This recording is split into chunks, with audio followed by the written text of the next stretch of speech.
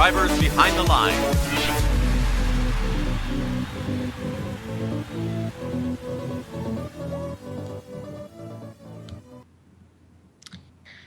Hi, everybody. Welcome to Behind the Lines, Episode 3, FRC Motor and Power Transmission.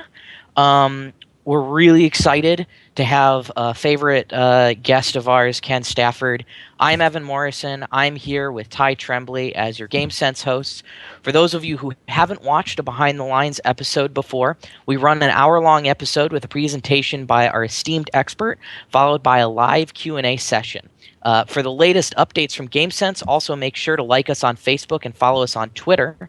You can submit questions to us throughout the show by tweeting at FRC GameSense with hashtag FRCBTL or emailing btl@frcgamesense.com or by typing exclamation point question into the Twitch stream chat. Before we hand it off to our expert, we do need to mention that the views expressed by Behind the Lines hosts and guests are those of the individual and do not necessarily reflect the views of first participants. With that, we're super excited to have a great expert here with us. Ken, why don't you introduce yourself? I'd be glad to, Ty. It's my thrill to be participating in this episode.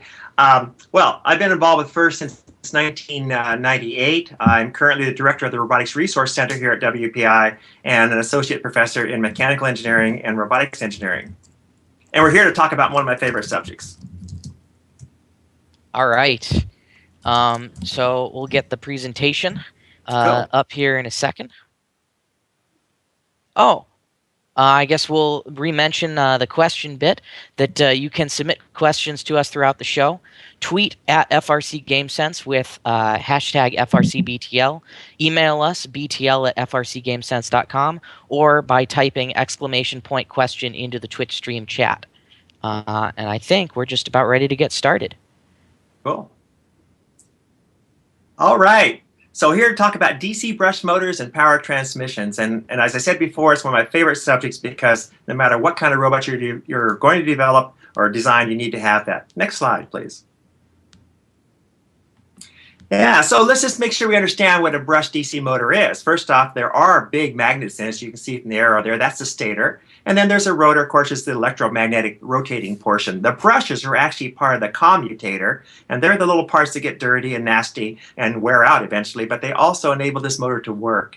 So with that understanding, let's see what we can do with the motors in general. Next slide, please. A motor is really designed to do some interesting things. It really just transfers electrical power into mechanical power on purpose, but also thermal power. Now, an example of the SIM motor, most are familiar with that big black motor. If you put 40 amps into it at 12 volts, it takes 480 watts of input. Now, the output of that same motor, if you look at the torque and the RPM and multiply by conversion factor, comes out to be only 275 watts. So look at that. There's 480 watts going in and 275 coming out. We'll talk about that later. Next slide, please. So mechanical power is all about torque, twisting effort. This is the stuff that makes all the mechanisms at the end of a mechanism actually work, like at the perimeter of a wheel. I think that problem is slide. Can you try next slide again, please? Click it again. There we go. So anytime you need any mechanism which has a shaft that turns or the end of an arm, that requires torque. That's pulling and pushing strength. And you should understand, this is a really important consideration, that there's an unlimited amount of torque available from any motor and transmission you put with it. Of course, it's not going to operate very quickly, but there's unlimited amount of torque. Now, power, on the other hand, is a rate of doing work. So if you have any mechanism or even the robot itself that has a speed associated, a speed requirement, that requires power. And now, no matter what you do with the transmission, the power is set by the motor. You cannot increase the power by a transmission. You can increase torque, but not power. Next slide. Now, you can get information from some really cool things. Manufacturers will give you all the stuff you need to know, maybe. But actually, I don't trust it myself a lot of times. I found that it's easy enough to get your own parameters.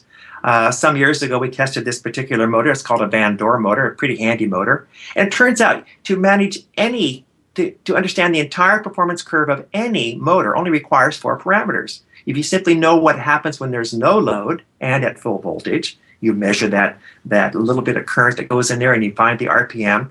This gives you 2 of them. The other 2 are a little tougher. These are ones when you have to stall the motor and see what the maximum torque is and also what the maximum current is. If you get this together, let's look at the next slide. Here's what comes up. Well, actually, this is what comes up, right? And so here is a spreadsheet that anybody who wants this spreadsheet, and it's a simple little Excel spreadsheet that computes all this information. If you want it, just let us know. We can give it to you.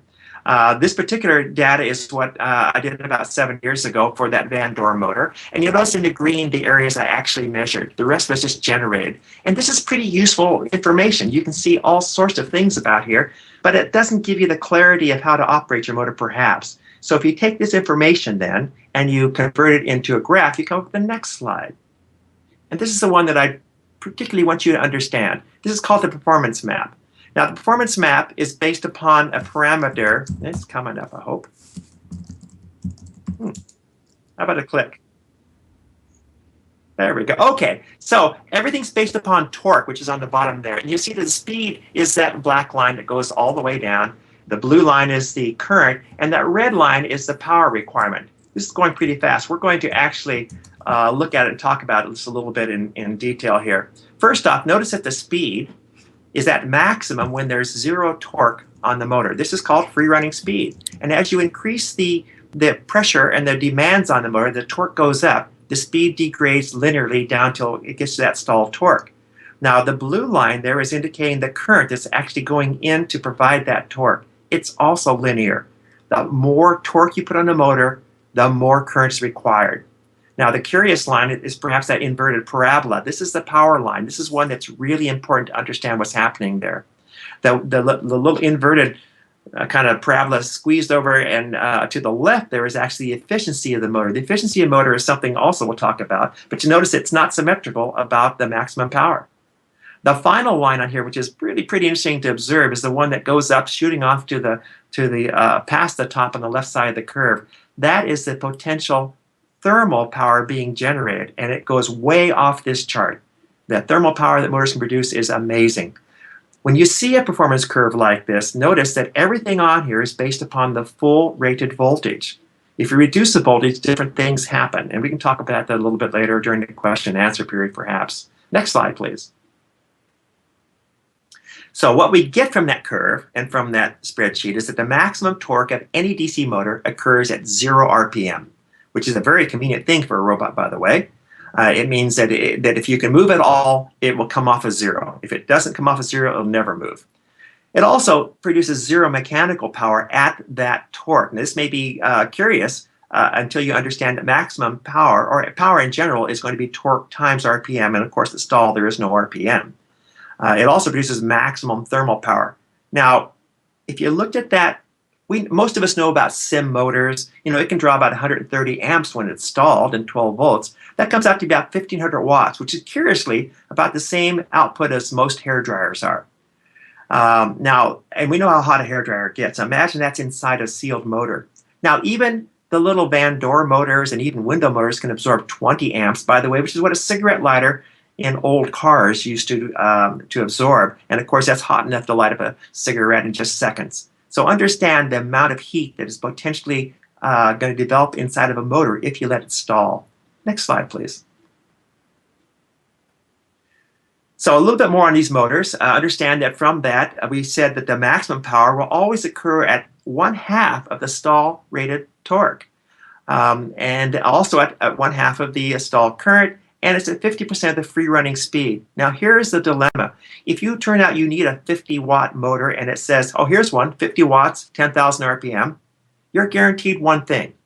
It will not produce 50 watts at 10,000 RPM if that's the maximum speed. And so when you find a manufacturer saying, I've got the motor for you, it does 10,000 RPM, produces 50 watts, and that's the maximum watts, you know it does that at 5,000 RPM. So understand that. But if you're not talking about the maximum speed because it is an inverted parabola, then you have 2 different conditions you can always get the same power from. One will be at the high speed and low torque. The other is at low speed and high torque. Now, we also saw that the efficiency curve is skewed to the left. And in fact, the maximum efficiency occurs at only about 25% of the maximum stalled torque, which is actually only about 60% of the maximum power. So again, if you run a motor at maximum power, it's always going to be quite inefficient. Next slide. These are some generic sort of motors that are going to be offered in FRC. Now, this slide talks about motors that have been available in the last few years. Who knows what's going to be available in 2015? But most of these motors are going to be very similar. There's some generic types. There's sealed versus fan-cooled. Now, let me say something about that. Most people consider a fan-cooled motor an air-cooled motor, but trust me, all of these motors are air-cooled. The difference is that a fan-cooled motor has a convective fan, a turbine, that throws air out, so it has a lot of air going through there. These big black motors, the SIMs, are a sealed motor, which means that all the thermal energy that goes in there is contained within until it finally radiates out the cases. There's some characteristics we'll talk about why they're made differently than the fan-cooled motors. Now, the motors mostly on the bottom of this slide are from automotive industry. Most of those are, which means they have thermal protection. Now, that seems to be a really nice feature, but let me just say this about that. Thermal protection means it's not going to smoke and blow up on you, but it doesn't mean it's not going to lose power and lose performance incredibly quickly if it overheats. That's the nature of thermal protection. It saves the motor but reduces its power when it gets hot. Another common thing about these automotive motors, especially the three on the left side here, is that they often have transmissions built into them, and these particular ones have worm gear transmissions. So characteristics of some of the motors you might get in the first kit would be whether they are anti-backdrive or at least backdrive resistant. This is a characteristic which can be very useful in some of your designs. And finally, like those worm gear motors, other motors often come with integral transmissions, and so that can also be a characteristic of some motor that you might want to find. So let's continue on the next slide and see where we'd use these different motors. Well, the first thing, you have to figure out which motor you're going to use. The number one requirement is to make sure you have enough power. If you don't have enough power, nothing else you can do about it. The next criteria would be to get the lightest weight motor and transmission together that works. If you've got that, then you have enough power and you have enough appropriate weight, and you need to click again, it looks like. Slide seems to be stuck. There we go. Well, okay. Then these are listed in priority of your selection criteria. The biggest and most important thing is always power, and then the weight, then the physical size, because often you will find out that maybe the motor and transmission you would like to use has to fit at the end of an arm, and so by the time you get the gearbox there, it may be too large. Down the priority list would be backdrive, because even though backdrive is incredibly desirable, anti-backdrive is incredibly desirable for certain applications, you can make any motor non-backdrivable, and we'll talk about that a little bit. If you've gotten all of those criteria satisfied, then you may want to look and see if this is the kind of an application that requires a continuous high power operation or just intermittent. Some motors are more tolerant to intermittent high loads than others. All that taken care of, then you look for the most efficient motor.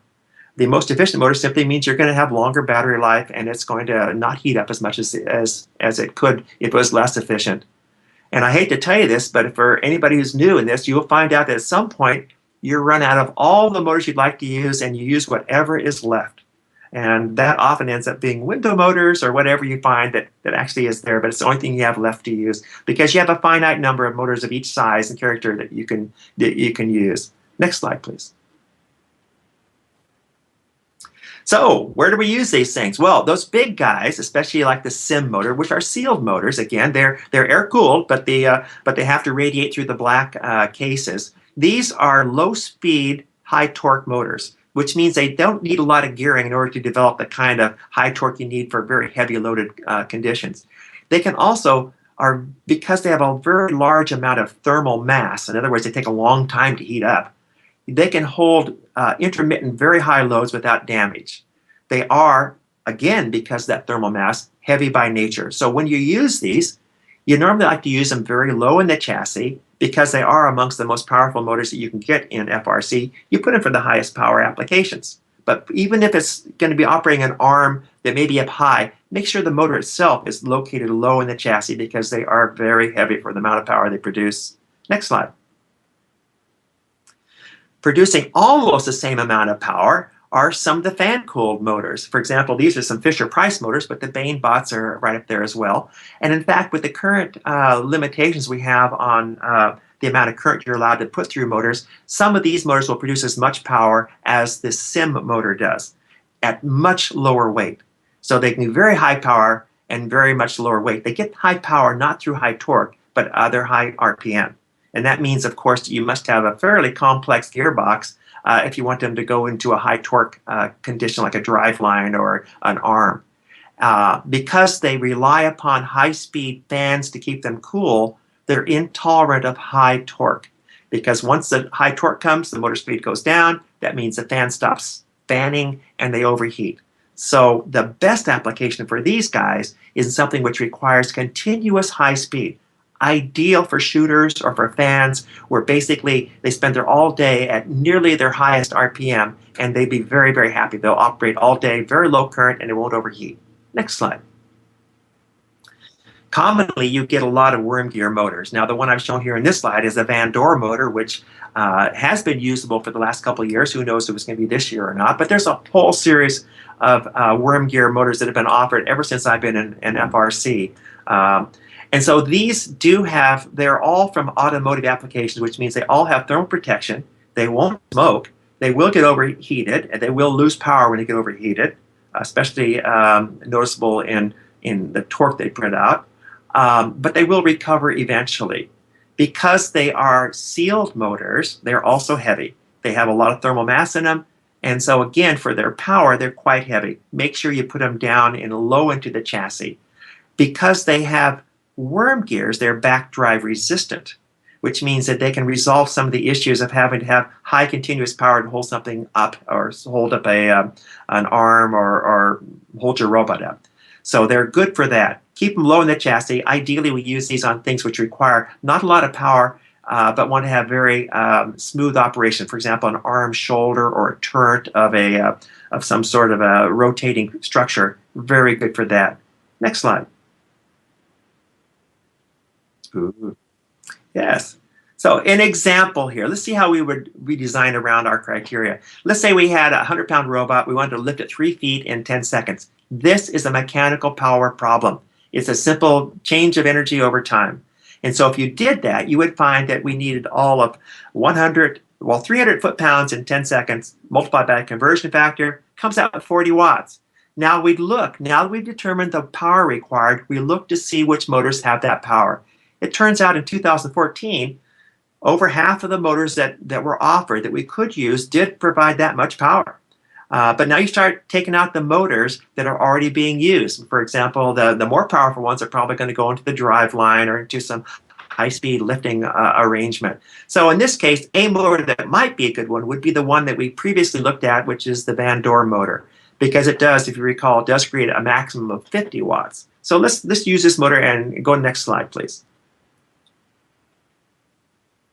So in this case, look at it, we see we have 40 watts available at 2 different intermediate points. One point is high RPM and low torque. That's the green line. Hint, hint, green is better. And if you look at the red point, and it should develop here. There we go. You can see that it is at a higher torque, about 275 inch-pounds, and it is at a much lower RPM, less than 20 RPM. Now, if we look further, you'll see, oh, actually, this is efficiency. I'm sorry. We're at the efficiency point. We kind of skipped around there. But you see the efficiency of the green one is up there pretty high, 45% efficient. The efficiency of the red point is only 18% efficient. So keep in mind that we're having the exact same output power of 40 watts, but clearly the input power requirements are significantly different. A lot more current required to power at the red right side of the curve. So we'd like our design to operate on the healthy green side, the left side of the performance curve. Next slide. Now motors don't do that by their good nature. They have to be forced to do that. So again, this is a recap. This is what it does. You have the 2 points. Now for us, let's say we're going to make a direct drive pulling device. We're going to mount a drum on the end of our motor, and we need to lift 100 pounds, 100-pound robot, and we need to make sure that the motor sees 100 inch-pounds. So it's quite simple. We just design our drum radius so that it does exactly develop that amount of force to get that that 100 inch-pounds of torque that the motor sees. Next slide, please. And so let's see that we did design this. Now look at what happens if we made our 1-inch drum, our 1-inch radius, which is a 2-inch drum.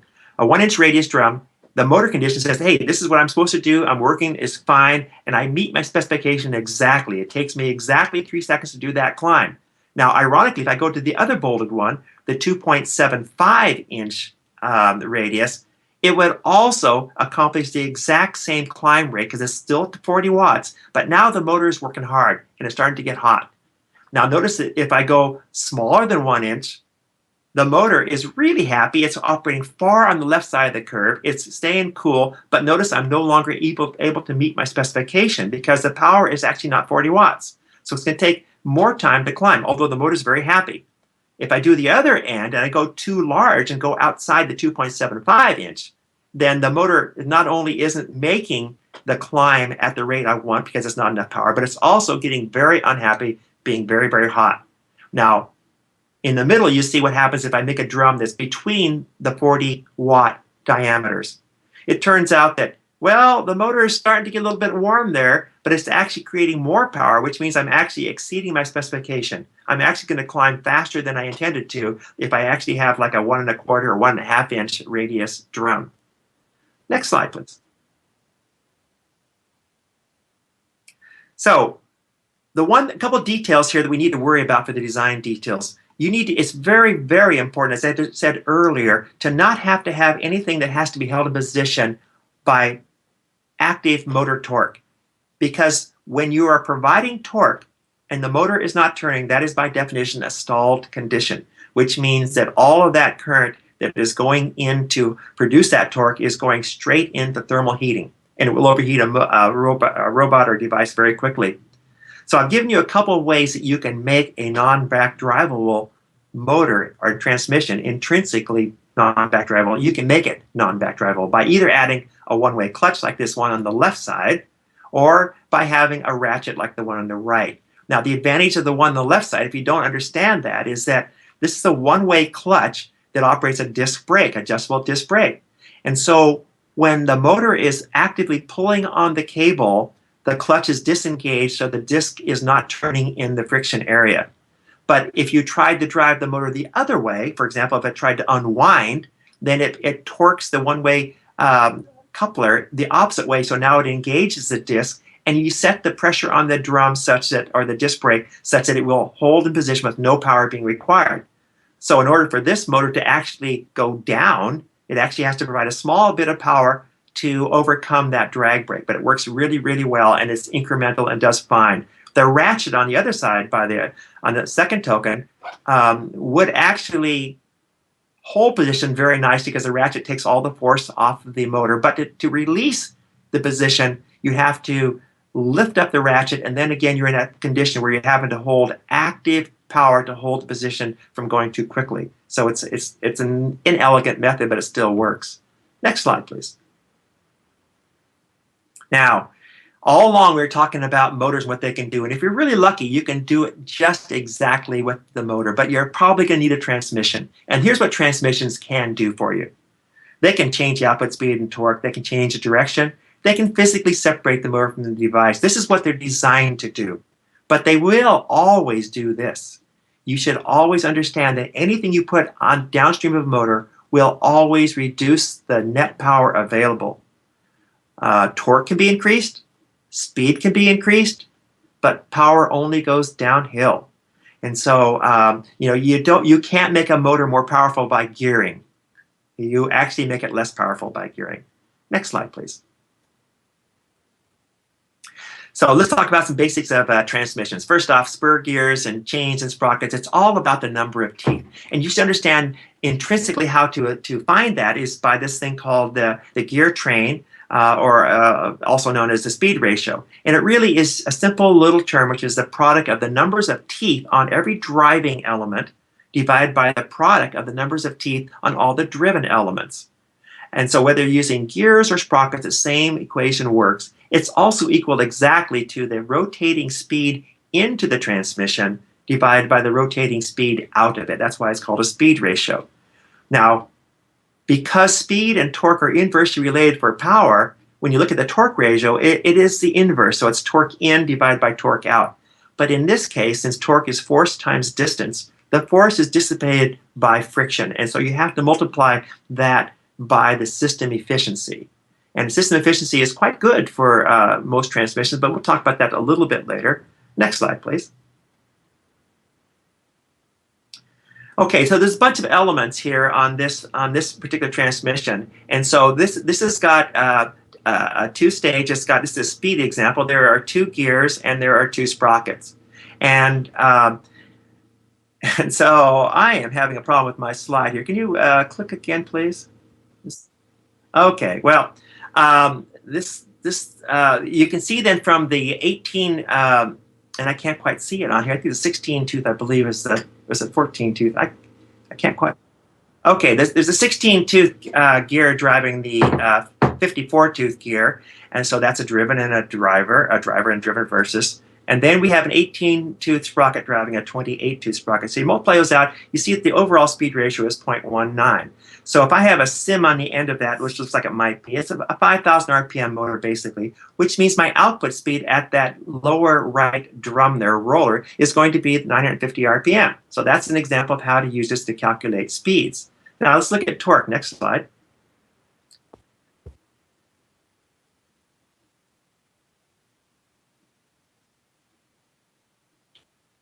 And while we're waiting for the next slide to come, let me just remark, many of you will not feel comfortable building your own transmissions, and that's fine. You can buy them commercially off the shelf, but having this information in this about how to compute the ratios and the effect of them is very useful. You'll see some manufacturers will be advertising things which just don't make sense, and you can figure it out yourself by counting teeth and understanding what's going on.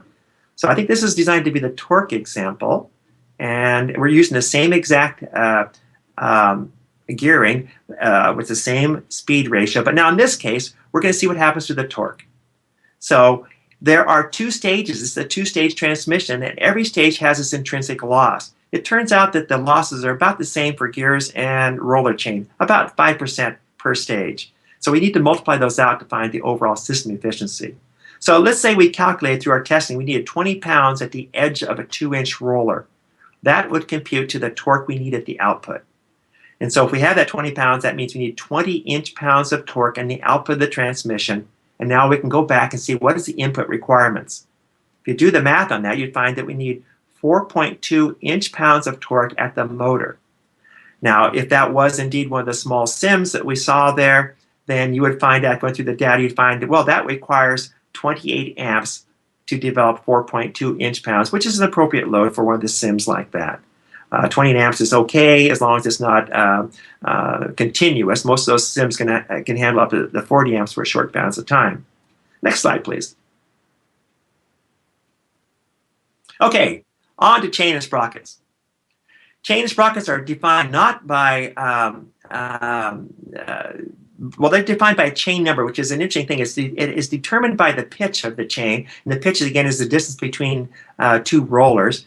And when you look at chains, there's normally a 2 or 3 digit number that defines them. The first digit is always going to be the pitch in 1/8 inches.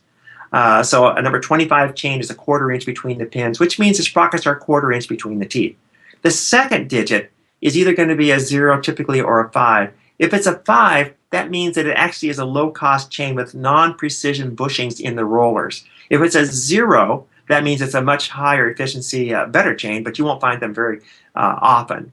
Now, we use a lot of chains in our robots, so we're real comfortable with using chains of the appropriate strength. Now, just look at the strength of these 25 and 35 chains. The 25 chain has a braking strength, ultimate strength of 875 pounds. Now, that seems like a lot of force, and yet people do break these occasionally. Notice that the working strength, if you were to buy them from McMaster Car, some chain manufacturer, they would say, oh, only use 140 pounds. And similarly for the 35 chain, even though the ultimate strength is over a ton, they would recommend only working at about 480 pounds.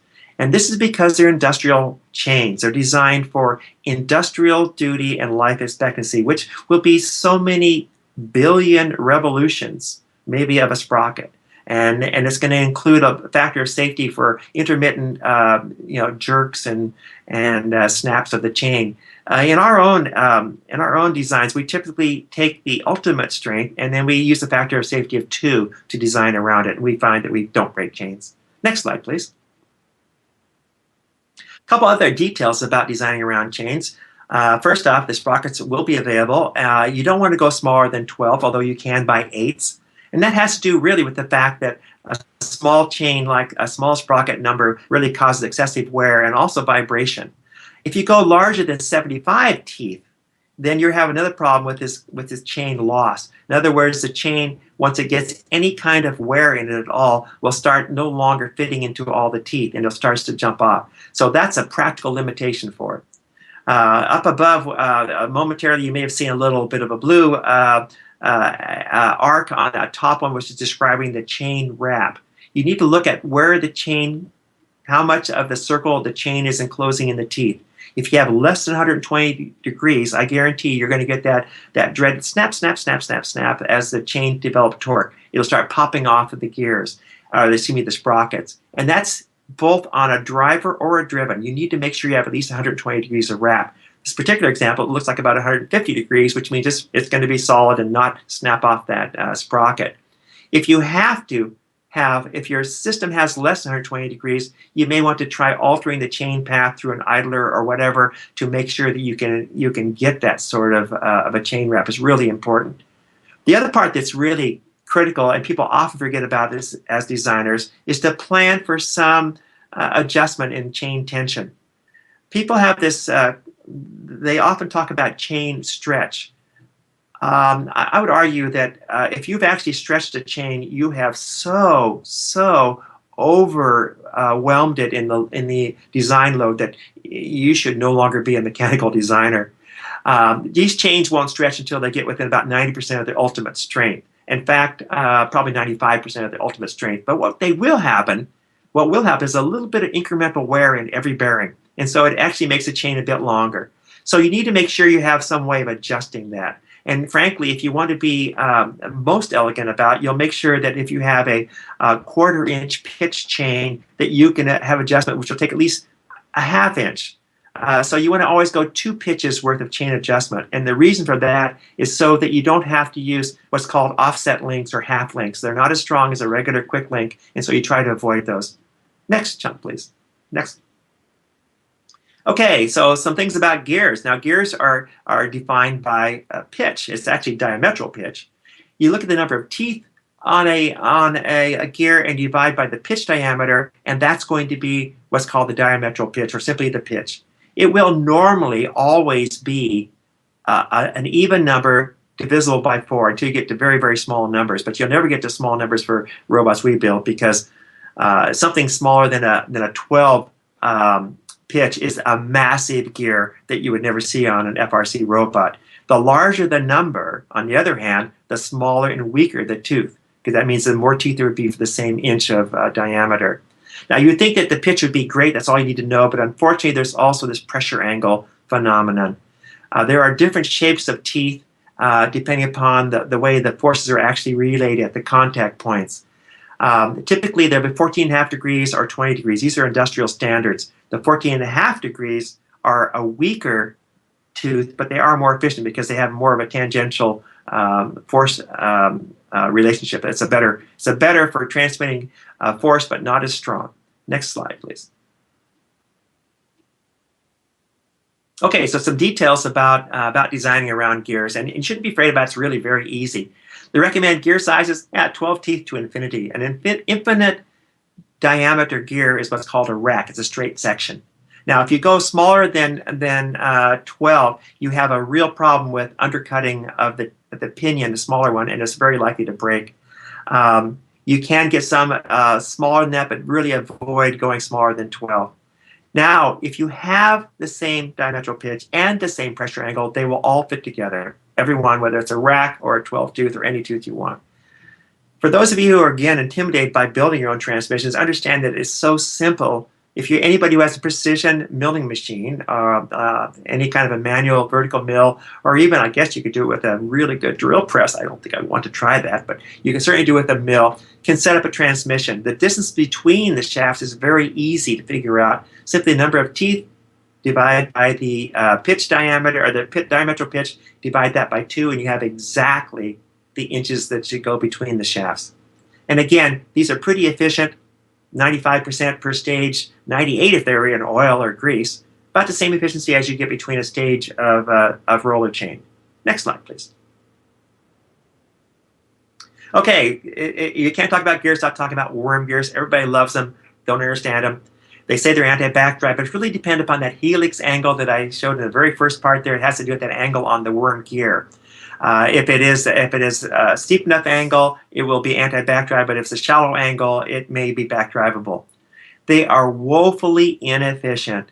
On the average, half of the power you put into a worm gear will be absorbed by friction. So be really careful about that. They are very compact.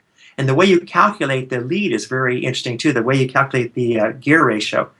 You really have to look at the worm, that's the lower gear, the worm, and look and see how many separate leads there are to it. This particular example, you look closely, you'll see there are 4 leads to that.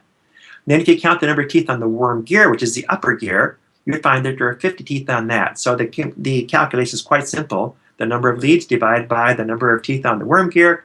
This is about a 12-to-1 gear ratio, but 0.08.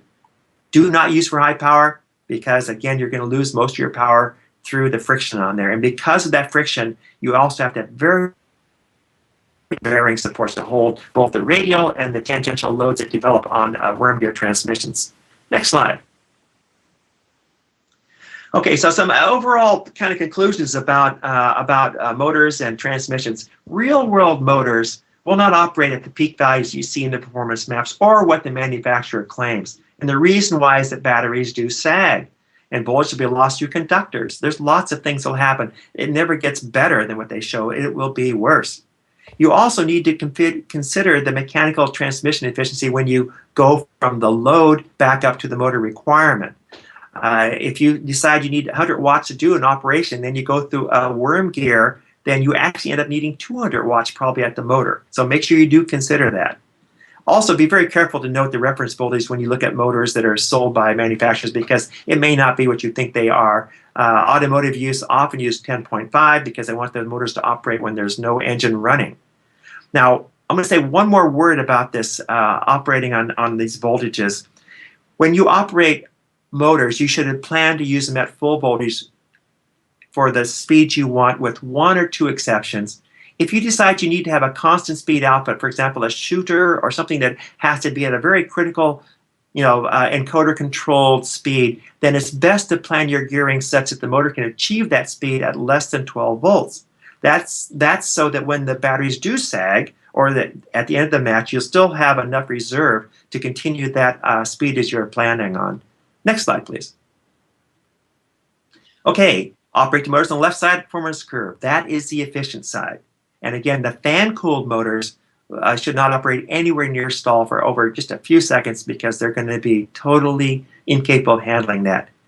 The top speed of the motor should be by gearing, not by reduced voltage, except in that exception when you're going to have a speed-controlled output that you need to make sure stays that way regardless of your input voltage. If your system voltage drops to 11 volts and you plan on using 12 volts to get the speed, you'll never get it. Avoid powered anti-backdrive, a foot stomper if I ever had one. This is what kills so many systems. Chains are very efficient, especially if long runs. A long run on a chain is much more efficient than a bunch of gears stacked together. Gears can be very compact. A combination is really quite good. Next slide. Okay, I'm going to let my other folks talk about this now because this has to do with commercial off-the-shelf consideration. Ty wants to say a few words about this, or maybe Evan.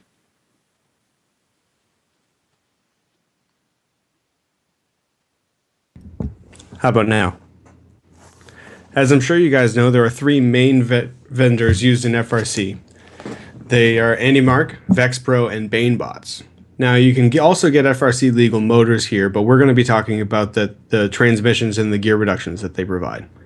Now, they have a wide variety available. They've got single stage, multi-stage, planetary worm drives, and multiple motors, and multiple motor gearboxes. And if you go on their websites, which we'll link in the chat, you can explore all of those transmission options and choose what's best for you. I personally recommend going through what Ken just went over, calculating your gearbox needs, and if you don't have the capability to make your own, or you're looking for the speed and convenience of buying a transmission, then look for the transmission that closely applies or closely reaches those efficiency and reduction needs that you want. Ty, am I on still? Yep. Go ahead, Ken. Yeah, let me just say one more thing about this. As what Ty said is look for the ratios you want. Please do that. Don't depend upon what the manufacturer says. Oh, this is a 10-foot a second transmission or 12-foot a second transmission. Do the math yourself. It's not uncommon for people to have an accurate representation of the overall ratio, but do some questionable calculation when it comes to speed and torque output. But you can do that easily yourself. Definitely. Also, after you've chosen your COTS gearbox, if you're not able to make one of your own, keep in mind how you're going to interface it. When you are buying commercial off-the-shelf gearboxes, there are very limited ways in which they interface, simply because that's what the vendors chose to design them in. And I think Evan has some options or some examples that we can see of gearboxes coming up. Yeah, so we'll talk a little bit. Obviously, there's many more options than the three I've picked here, but this is a nice example. Andy Mark makes a stacker box. It's a single stage, so it's not going to give you a whole lot of reduction. I think it's 3.57 to 1 reduction, but you can stack multiple of them together if you want to add more stages. And this is something that could be used for either powering a wheel or an intake of some kind with just one stage maybe, or stacking a lot of them together and powering an arm or some other grabber mechanism. And then in the middle, you see the Vex Pro single speed. This is a gearbox that's designed to have 1 or 2 motors in it, specifically designed for sims. Those are the big black motors. And that's another thing to keep in mind, is that not all transmissions are designed to work with all motors when you're buying them from these vendors. So you have to keep in mind that you may find a transmission that has the right gear ratio and the right output, but you can't put the motor that you picked with it. And so then you have to go back and maybe try and find a different motor that has the same or better or more power, or try and find a different gearbox that gets you close. And then the last one all the way on the right is the BaneBots P60. This is a multi-stage planetary gearbox with a 64 to 1 reduction. So this is a very large reduction that could be used for a high power, a high torque application, or with a really high speed motor to get it down to something that might be a little more reasonable. Some of the smaller motors, like the BaneBots 550 and 775, will spin up in the 15 to 20,000 RPM range without a gearbox on it. So even when you put 64 to 1 reduction on it, you're still spinning really fast, but now you're at a speed that's more reasonable for a shooter wheel or an intake. That pretty much wraps it up. So I think we're going to take some questions now. We are a little bit short on time, so we'll try and take as many as we can, and then maybe go over a little bit if we have a lot of questions. So Ty, do you want to take the first question here? First, sure. The first question coming up is from Team 175, and that question is, we're going to bring it up on screen soon. BaneBots has 2 RS7075 motors, a 12-volt version and an 18-volt version. What are the differences between these motors and the performance of the 18-volt motor run at 12 volts? Okay, am I on? Yep. Okay. Actually, I ran across this myself when I was looking at this when we were doing our looking at all the motors that were available for FRC. It is a bit confusing between those two motors. The 775 actually is a physical size of a motor, and we found out that the we normally use the dash 18 at 12 volts and find that it is a better, more durable motor than the other one. And I'm trying to find my slides, my actual information on that motor, but I can't pick it up right now, unfortunately. But if you were to take the data presented by BaneBots and install it into the spreadsheet that I demonstrated in that one location on the slides, you would find out that what they do produce. But my recollection on that is that the 12 volt version is not as powerful as the 18 volt version is when it's running at 12 volts. And I remember looking at them too, just from a robustness point of view. The 18 volt one seems to be physically a bit more robust. I have the data, but I can't quite pick it up right now. Unfortunately, I can't get my my slides to pick it up here. That's okay. When we find it, we'll post it on the Behind the Lines website. Absolutely. In fact, I'm happy to post all of the motors that we have on our spreadsheets, and there's about 40 on there, I think. Excellent. So the next question that we have is, how should we pair up dissimilar motors in the gearbox, such as if you have two Sims and a BaneBot 775, and is this a good idea? This is an interesting question. You know, years ago it was much more common because we didn't have 4 motors of the same type. Now that we have all these Sims available to you, you don't see people asking us too often. Okay. Well, first off, in order to pair them up, what you want them to be operating at the same power point. In other words, you want them to be operating so that each one is geared to the point where they're operating in the condition that you want them to operate, the speeds that you want them to operate with.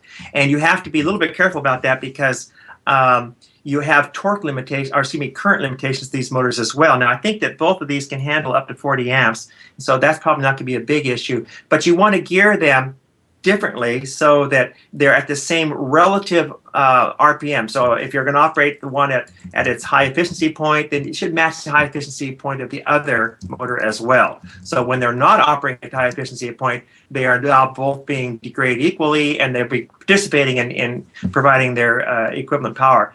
Now, my personal sense about this, by the way, is that when you put a bunch of motors together to power a driveline, just think about what you're doing and what you really need to do.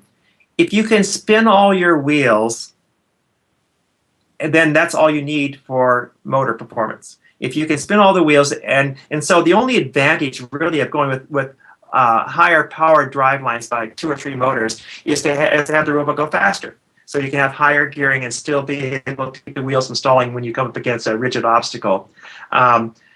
You know, you have to look at your speed requirements carefully, but for most robots, if you're traveling at 12, 13, maybe 14 feet per second, which just seems to be a good range for most FRC robots, I find little advantage of going to more than 2 motors. That's 2 motors per side, 4 motors. Absolutely, Yeah. right. Right. All right, thanks. And our next question is, could you please explain the power takeoff? Power takeoff transmissions. Oh, well, I guess that I know what power takeoffs are, but I don't know what it is in respect to a transmission that you might be able to buy. Okay, well, just for example, in 2010, 254 used a power takeoff that allowed them to use their drive motors to lift their robot up onto the platform. Okay. So, I mean, if that's what you're talking about, we have done it also on FRC 190, where we use the same high power unit to do not only a drive line but another mechanism. If that's what you're talking about, it's fairly simple. We've always developed clutches so you can either power your drive line or power a winch or whatever else you want to do that. It's actually an incredibly efficient way of doing a process that either has to be one or the other. So I would say it's a very smart move because it puts your most powerful mechanism to do one task and then do the same task without having to duplicate those motors. So it's a clever idea and something that I would think is a very useful idea if you can manage the clutching of them. Yeah, and to maybe expand on that a little bit, typically the internals of these are very similar to the shifting mechanism that you would use for any regular shifting drive, except that it's set up in a manner that instead of shifting the speed that's outputting on one shaft, you're switching between one shaft and a different shaft. Yep. So yeah, that's the basics of it. Is you have one speed going out one shaft, and then you could switch and have another speed or power going out the other shaft, as opposed to two speeds on one shaft. Yeah, FRC 190 built in 2002. We built a little dog clutch that was shifted from the driveline to a high-powered winch, and it was flawless in operation. And of course, it does save an immense amount of weight by doing that. Cool. All right. So our next question is, how do you take into account the voltage drop due to a load when you're choosing your operating conditions for a motor? Okay. First off, I'm fascinated that Ty is on here, because Ty was one of our major designers in 2008 when we built a test apparatus that worked incredibly well, Fisher Price motor on a suction device. It worked really, really well, and until we put it into the robot, and all of a sudden it didn't work well at all. And the reason was because we'd gone from having 3 feet of conductor to test it to about 16 feet of conductor as it went through this snaking tower back to it. And so that was a graphic case of voltage loss through conductors, and we actually had to redesign the suction device when we encountered that. So what you have to do, and as I said again, if you have something which has to operate always at a peak performance point, then you probably want to set your transmission so that the motor doesn't have to be at full voltage to achieve that output speed, for example. In which case, now if you have any decreased voltage, then your PID control that's going to be center driven by the speed of your output will then command all the voltage it can, and you can have some reserve as long as there's reserve power. So that's one thing you should be thinking about. Those of us who know anything about the very first year that first came into being, 1992, will recall that they were tethered robots. And in that case, almost all of the teams didn't bother putting a long tether and just ran their robots on their shelves. Everything worked great. And then when they got to the tournament, there was a 14-foot tether that dropped down from the ceiling. And any team that didn't figure out there's going to be a line loss there had dramatically reduced performance. So you need to take into account, you can calculate the voltage drop from the conductors, but it's hard to calculate what your battery is going to be after the end of 2 minutes. And so you just plan on not needing the full voltage. Perfect. Yeah, I want to tag on to the end of this a little bit too, as just a general word of warning to, we get so many powerful motors in the kit nowadays. And you have to be mindful of how much overall power you're putting on your robot, because as the question says, your voltage may drop over, or will drop over the course of the match, and it may drop drastically. And we've seen cases where individually motors have been geared and they'll work fine, but when you put everything on the robot, all of a sudden you start driving at full power with 6 sims chugging away, and your intake doesn't work quite right because it's not getting 12 volts. Your battery's dropped all the way down to maybe 10. So just a word of wisdom to everybody is make sure you look not just at your one system and the voltage requirement for that, but at the whole robot and how much power you're putting in, and be mindful that you may see different fluctuating voltages over the course of a match just because you're operating so many high power motors at once that the battery can't handle it. One other quick comment on that I often see happen as well is that sometimes your air compressor for your pneumatics will come on at absolutely the worst time. It always comes on at the worst time. Exactly. You are demanding lots of power to a driveline or some mechanism. All of a sudden, the air compressor comes on and draws an additional 20 amps to start, maybe 10 amps to continue. So it can really drop the voltage. You can take care of that with software, by the way. Because if you say, I got a high power situation, put in software, do not allow the air compressor to come on during this period of time. And so it's just the same way that car air conditioners will not come on if you're maximum acceleration up a hill. The same thing can happen with your robot. It's a smart move. All right. Our next question is, I've seen a lot of teams use belts instead of chains. What are the pros and cons of this? Gosh, they have become much more common, haven't they? Well, The pro of the belt is clearly the fact that it is it's clean, it's neat, it's quiet. It actually, if it's well set up, it doesn't need adjustment, doesn't need lubrication.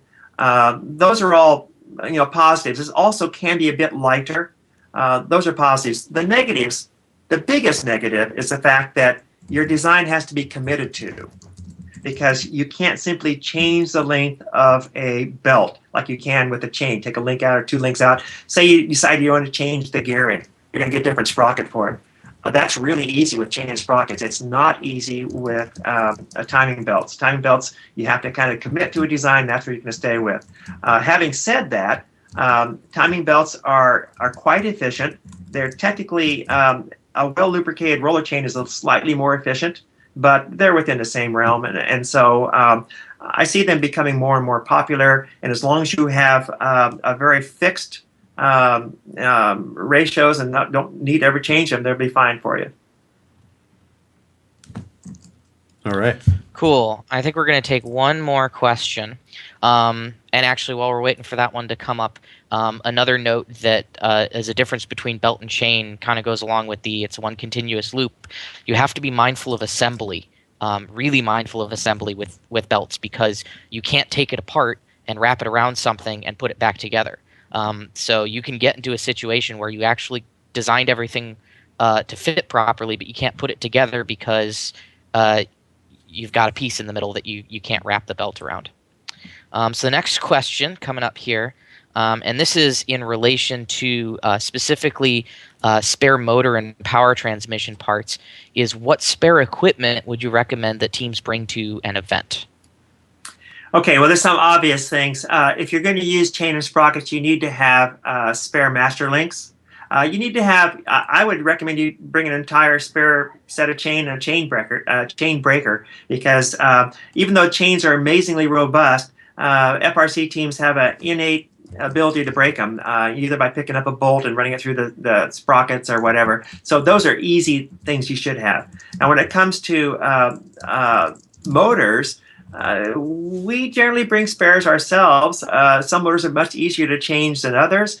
But if you have a motor that has a custom fitting on the end of it, it's not likely you're going to have, we personally wouldn't bring a spare for that, but we would have spares for the ones we could easily change. I don't think that I've seen a lot of timing belts break. I know that when people use them, the bigger ones for drive lines, in other words, they actually use the belt as a trawler tread or a crawler tread. Those do break. I've seen a famous FRC 61 used to break those pretty commonly. So I think that we don't normally bring spare gears, that's for sure. Although last year we wish we would have. We did break some aluminum gears. Bearings are a good thing to sometimes bring spares of, depending. Yeah, I mean, it really depends on how much testing you've had with the robot, especially how much time you put on the robot to see if it's really going to, it's kind of hard to figure out what's going to break until you put a few hours on it. And then, of course, if you have the privilege or the potential to have a spare robot at home, then you want to see what's breaking on it and bring spares to cover those. Absolutely. So I think that is going to be our last question. We are out of time. I want to once again thank Ken for coming on with us. It's a pleasure to have you on, and really appreciate it. The PowerPoint is going to be uploaded onto the Behind the Lines webpage at usfirst.org, along with the link to the recording of this video. A couple of quick announcements. Our next episode is going to be on November 19th. And we're going to be hitting on effective team communication. A couple of great guests lined up for that. Andy Baker and Mike Corsetto, the drive coach from 1678 Citrus Circuits. We're really excited for that one. And as always, like us on Facebook, follow us on Twitter to get the latest updates. I think Symbotics just started their seminar on the control system tonight, so if you're interested in more information on the new beta control system test that they're doing, head on over to youtube.com/Symbotics. And that wraps everything up. See you guys next time. Thanks for coming, Evan. guys. Bye-bye, Ty. Bye, Steph.